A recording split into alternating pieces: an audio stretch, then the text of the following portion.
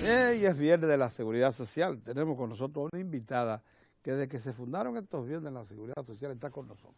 Sí. Desde el 2004. Se trata de Nércida Marmolejos. Ella es la directora ejecutiva del Departamento de Instrucción y Defensa de los afiliados a la seguridad social. Buenos días, Nércida. Muy buenos días. Yo no sé, pero a mí me parece que hay una cosa que se cae de la mata, aunque yo quería hacer la palabra Mozart, que siempre tiene preguntas muy puntuales.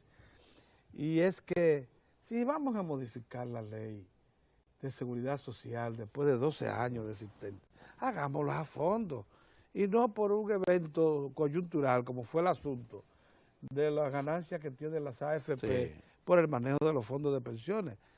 Ya se han identificado en los últimos años muchísimos temas, ¿no? Y todo el sistema está claro de lagunas o actualizaciones o correcciones que hay que hacer. Adecuaciones. Sí. Hagámoslo entonces de conjunto, ¿no le parece, dama? Buenos días, muchas gracias. Tenía unos cuantos días que no pasaba por aquí. Que no pasaba por aquí, pero estoy pasando. Y a propósito realmente de que hay muchos cambios a nivel de la legislatura, hay muchos entusiasmos por parte de los legisladores de fiscalizar la aplicación del cumplimiento de la ley en la Cámara de Diputados, en el Senado de la República. Esto es muy positivo, es muy bueno. Creo que así las cosas no serán, las leyes no serán letra muerta, porque no solamente quien sanciona el no cumplimiento, sino quien la hace vigila que se cumpla. Estamos marchando bien en ese sentido. Creo que nosotros tenemos una cultura de todo o nada, y yo no soy de esa línea. Las leyes sociales tienen características muy especiales. Las leyes sociales van cambiando, van actuando en la medida que una sociedad avanza. Y me gustó mucho el recuento que hizo Tineo hace un momento con relación a mirar hacia atrás del 96 acá hasta dónde estamos. Bueno, pues del 96 acá también hay cosas que se han ido modificando, que se han ido cambiando, y hay cultura, y hay una generación desde el punto de vista poblacional que también ve las cosas ya diferente a mí, diferente a otros. Entonces, ¿qué pasa con la ley de seguridad social? La ley de seguridad social se hizo en un momento y en una coyuntura y que tiene una importancia tan trascendente para los dominicanos y dominicanas, tanto más, como decimos nosotros, que la Constitución de la República, tanto o más, que tiene que ser vigilada, supervisada, monitoreada constantemente, porque un Estado democrático, social y democrático de derecho tiene muchas responsabilidades desde el punto de vista de protección social con sus ciudadanos. Entonces, una ley de seguridad social no es una ley, es un concepto de país, como siempre le he planteado.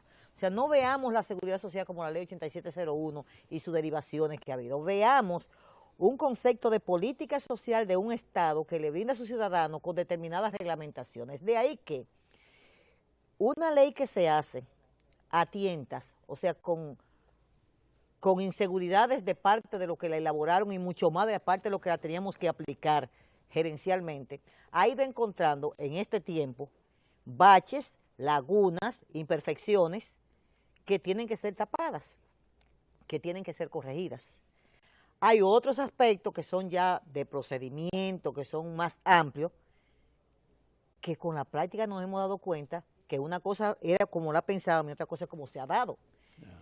Y eso ha permitido identificar muchos puntos en los 3 niveles de seguro, por ejemplo, en el seguro familiar de salud, en el seguro de vejez, discapacidad y sobrevivencia y en el seguro de riesgos laborales, que son cosas que no pueden mantenerse en la ley, que hay que hacerle una modificación y una adecuación al actual momento. Y eso pasó con el problema de las pensiones. Yo no creo que debemos de esperar el todo, creo que debemos de ir tomando parte en la medida que se van presentando las coyunturas y las situaciones, porque ya no podemos ver esto como códigos, tenemos que ver esto como desarrollo social y sostenido desde el punto de vista conceptual para los ciudadanos. Entonces, ¿qué es lo que nosotros vimos? Que el legislador oportunamente vio un problema que se está dando de inequidad en cuanto a la generación de recursos, que de perpetuarse, ya dentro de 10 o 15 años vamos a estar nosotros con una situación de injusticia social en vez de justicia social. Y comenzó el superintendente el arquitecto Joaquín Jerónimo a llamar la atención, porque fue la superintendencia. Sí. O sea, fue la gestión del arquitecto Jerónimo porque dijo, hey, esto está malo, hizo los estudios del lugar y se dio cuenta que había un desfase. ¿Cuál es el desfase? Se establecía que los beneficios, dice la ley, que debe de dársele en los márgenes de beneficio después de la, o sea, de la inversión, de la rentabilidad de las AFP, la ley decía que es hasta un tope del 30% y que se comenzó con ese 30% y que no se desmontó más.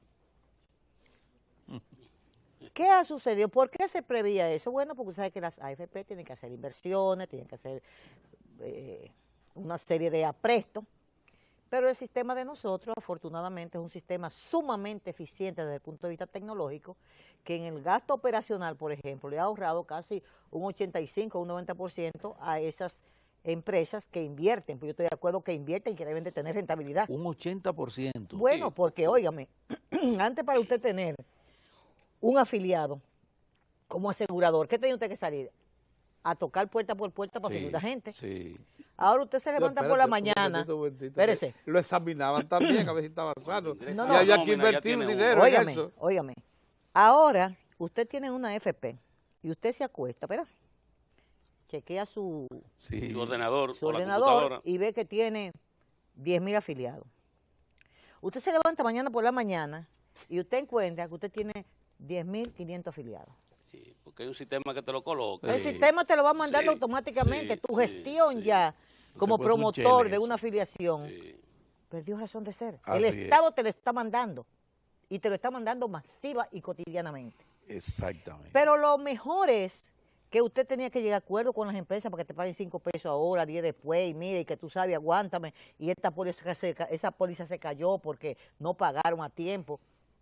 Señores, también usted se acuesta el día 2 y el día 3 usted revisa sus cuentas en el banco y crece ese dinero porque el Estado se lo manda por correo, o sea, por vía electrónica. Sí. O sea, son costos operacionales que se han eliminado, pero además de eso,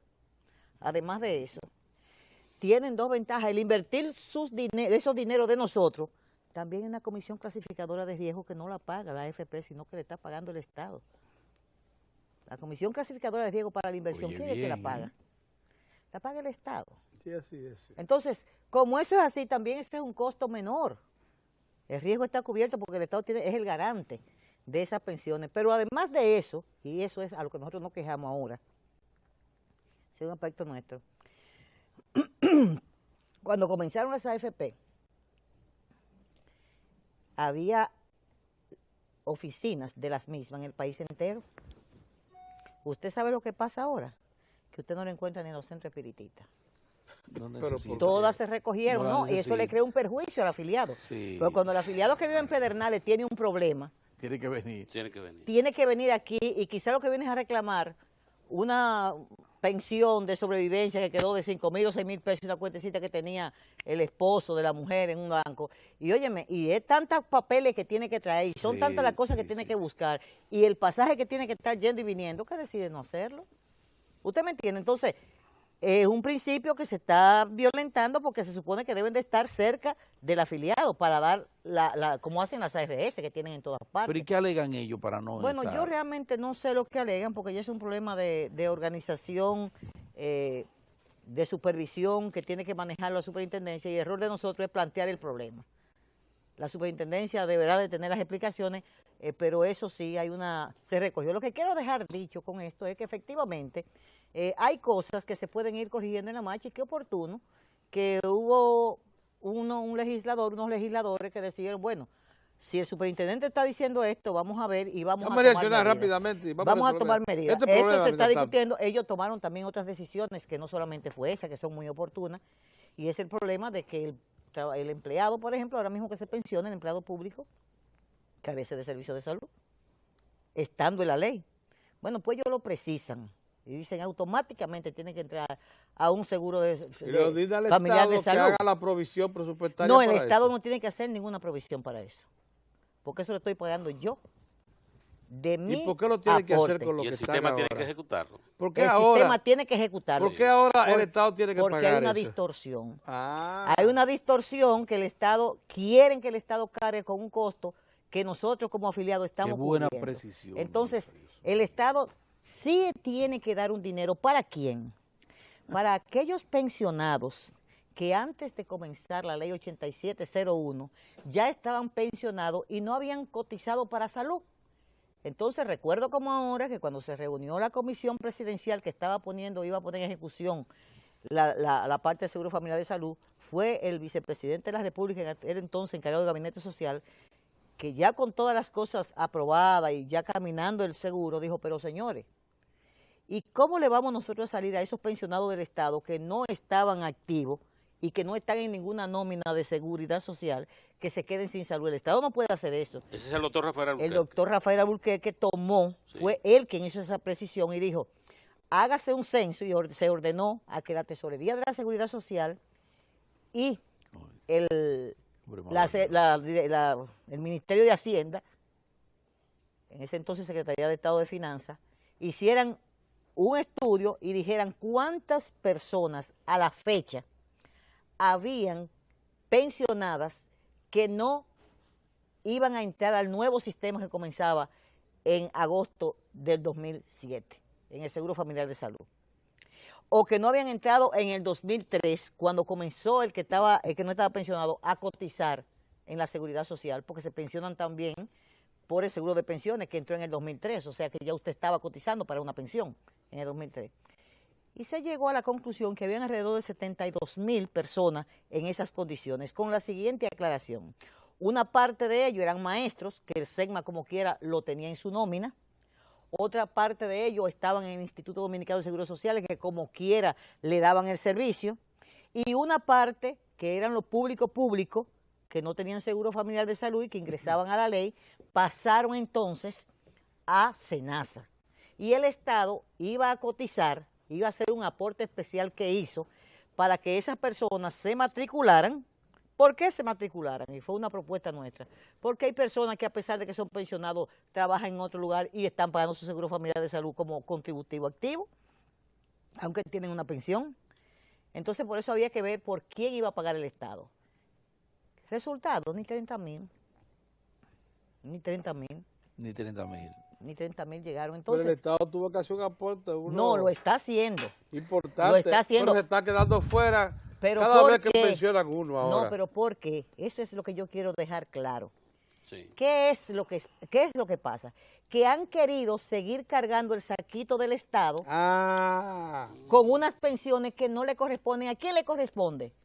Al sistema. Al sistema. Al sistema. Entonces el sistema lo que se alega es, para no aprobar esto, bueno, que el problema es que el desequilibrio financiero, que los recursos que están ahí no pueden cogerse para eso. ¿Cómo que no pueden cogerse para eso? ¿Y por qué se cogen para aumentar cápita? No, pero la Superintendencia de Salud y Riesgos Laborales tiene que intervenir aquí. La Superintendencia y el Consejo Nacional de la Seguridad Superintendencia Social. no, la Superintendencia. ¿Quién es que tiene que intervenir? Esto es una cuestión de voluntad política conjunta. Esto es el Consejo Nacional de la Seguridad Social, donde está el tripartismo. Pero no es o sea, porque el Consejo es quien está para regular, para normar, trazar pauta. Pero eso lo dice la ley, El artículo 141 dice que los pensionados tienen derecho al seguro familiar de salud. Necesita dos cosas. Es que no se está Vamos a cumpliendo aprovechar. con No eso. está cumpliendo con Y no eso, es que el gobierno lo pague, atención, el gobierno no tiene que coger un centavo para eso. Porque yo soy una trabajadora activa, estoy en capacidad ya de pensión y estoy aportando al fondo de cuidado de la persona, de la salud de la persona, estoy aportando mi porcentaje para mi pensión. Entonces, ¿por qué tiene el Estado que cubrir? Entonces, Nercy, es un tema que, para ir clarificando, que tienen que participar los empleadores, los trabajadores y el gobierno. Y los demás actores que están en la seguridad social. social. Ahí lograr una especie de consenso. Pero ha habido consenso. Sí. Mire, hay una comisión, porque el Consejo no ha sido ajeno a esto y ha estado discutiéndolo permanentemente. El Consejo tiene más de 3 o 4 años que está trabajando en esta situación, porque nosotros, cada vez que pensionan a una gente, ¿a dónde que va? Es a la DIDA a buscar salud. Que por qué no tengo mi seguro. Entonces nosotros vamos al Consejo. Y el Consejo efectivamente ha nombrado comisiones que han sido diligentes y que han trabajado reiteradamente. Y hay una propuesta que era de consenso que tenemos nosotros, que ya se aprobó en una comisión que nombró el Consejo.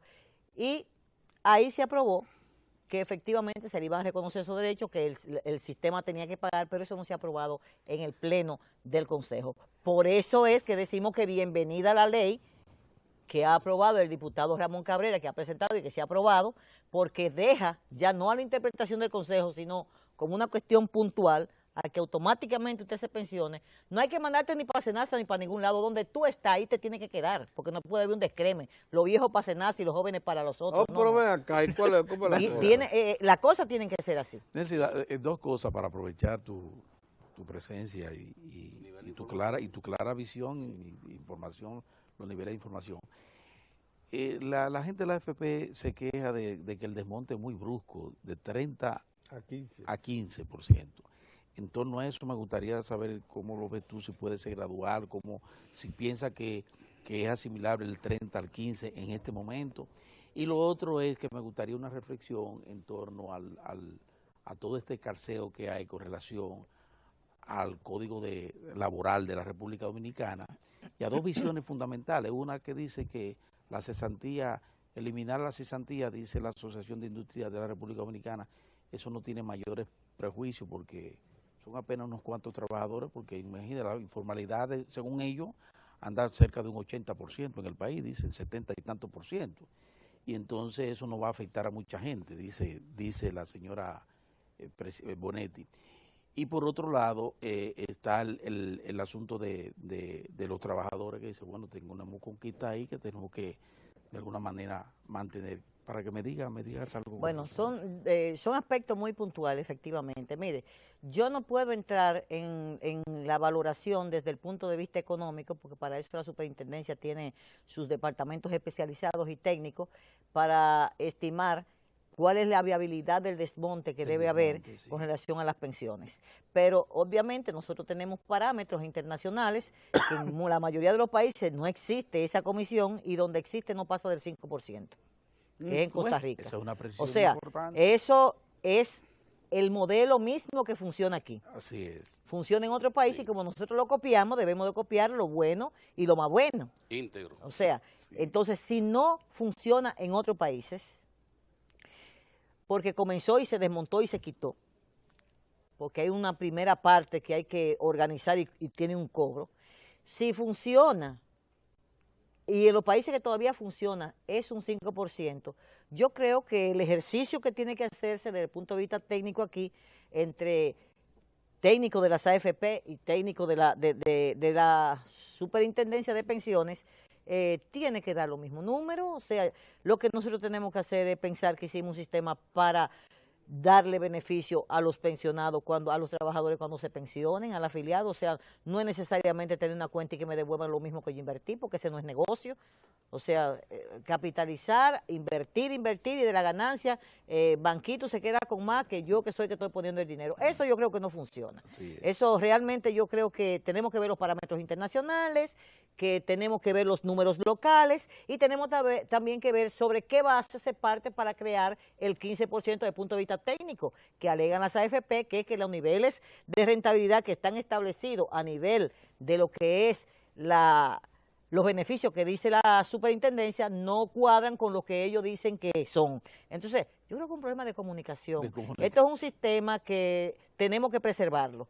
Este es un sistema que tiene en estos momentos una capacidad de aporte al Producto Bruto Interno extraordinario.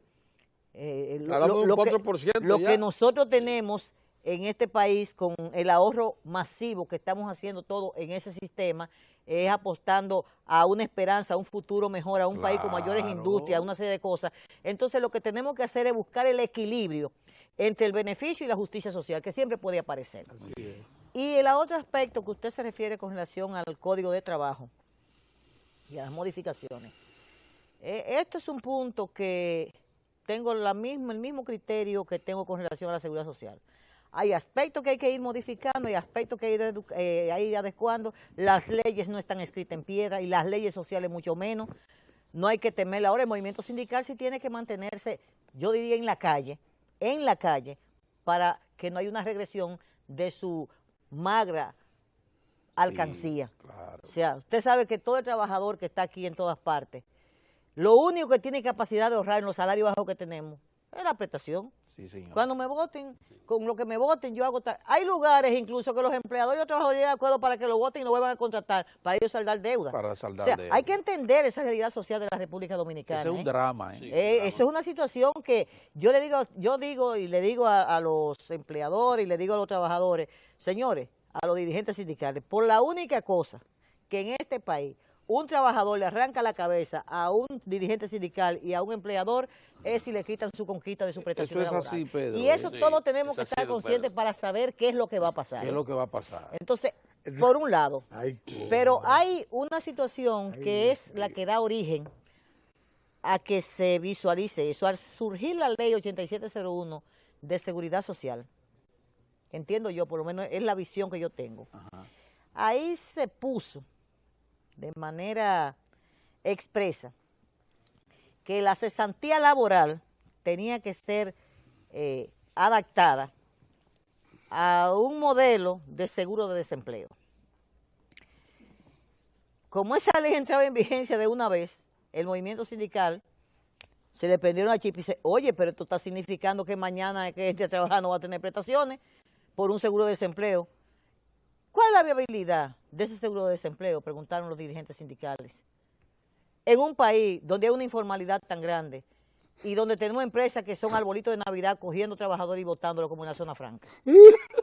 ¿Quién se va a comer un fondo que se cree de seguro de desempleo? Déjeme mi conquista. Entonces, el movimiento sindical, yo creo que con mucho tino, lo que dijo fue, momentito, y negoció en el Congreso con las comisiones que estaban negociando, y se logró entonces frenar esa brecha que se estaba hablando ahí, que, que se estaba abriendo desde protección, decir, sí, eso puede ser, pero vamos a hacer los estudios para ver la viabilidad de eso que ustedes están planteando, y por eso hay un artículo en la ley, el artículo 50 de la ley 8701, un párrafo que establece con mucha claridad y con mucha precisión que efectivamente puede existir un seguro de desempleo siempre y cuando los estudios que haga el Consejo Nacional de la Seguridad Social 18 meses después se arrojen su viabilidad, y para que eso funcione tienen que estar de acuerdo los tres sectores que tienen poder de veto en el Consejo. Sí, ¿quiénes son?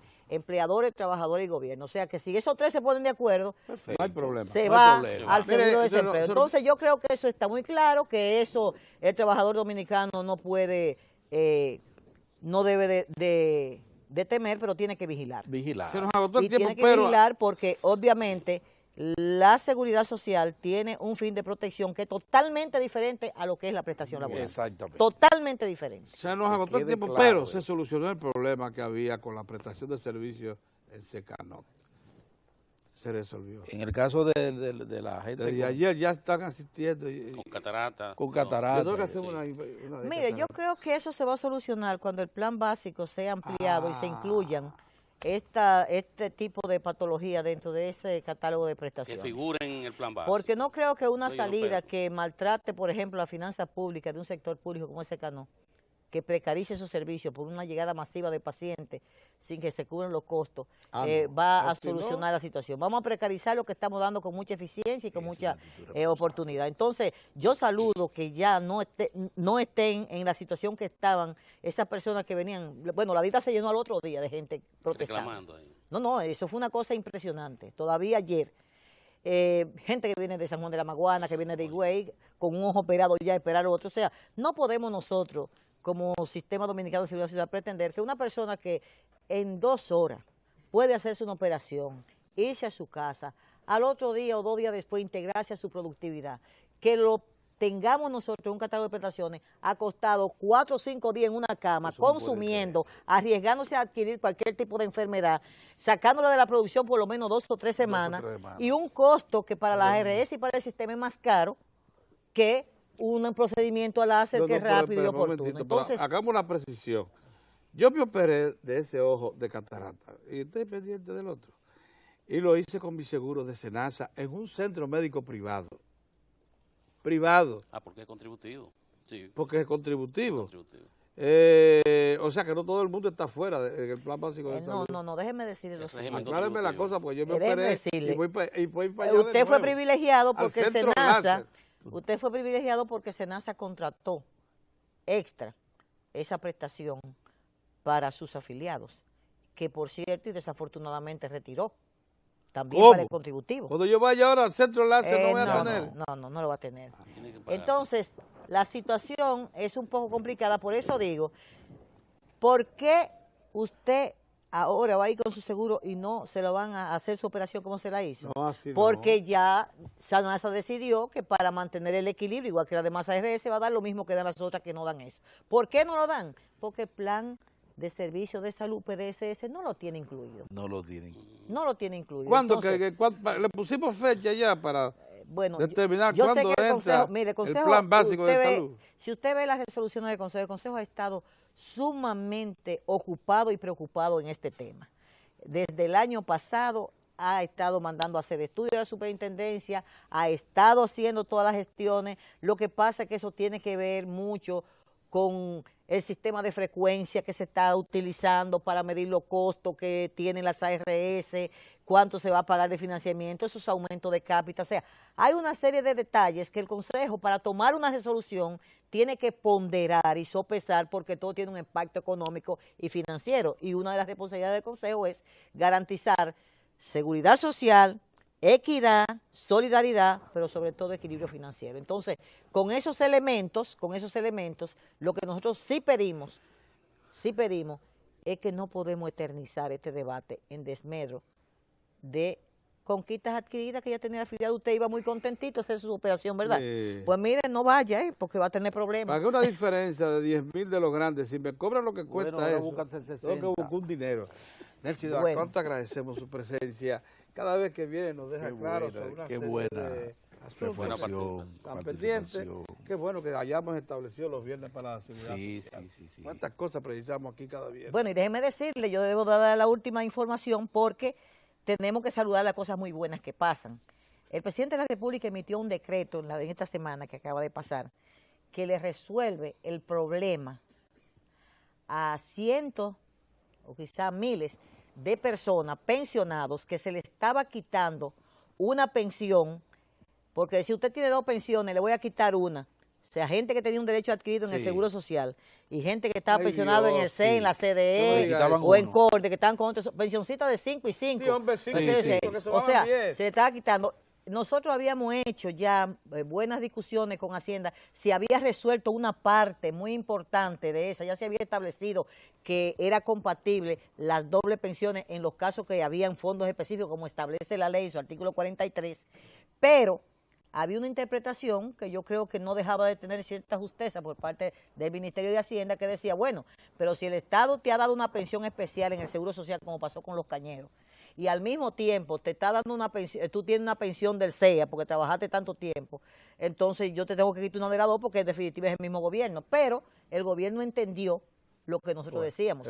Si son 2 fondos, si son 2 trabajos, si el concepto de una pensión por un lado es de uno y el concepto de pensión por otro lado es de otro, y el Estado, porque esa empresa tuvo dificultades y ese fondo tuvo que desaparecer, ¿por qué tiene el trabajador que ser responsable? Entonces el presidente de la República, Danilo Medina, lo felicitamos porque oportunamente intervino y ya los trabajadores de la CDE, de CORDE y del CEA, que tenían problemas, que le habían quitado su pensión en el Seguro Social, bueno, a moverse y a buscar que se la reintegren. Muy bien. Muchas gracias de nuevo. Miren, señores, ahí viene cultura del agua, importante. Le corresponde al Instituto Nacional de Recursos Hidráulicos tratar un tema también importante, de riego con respecto a una zona específica. Vamos a hacer un alto y regresamos de inmediato a la sala de entrevistas.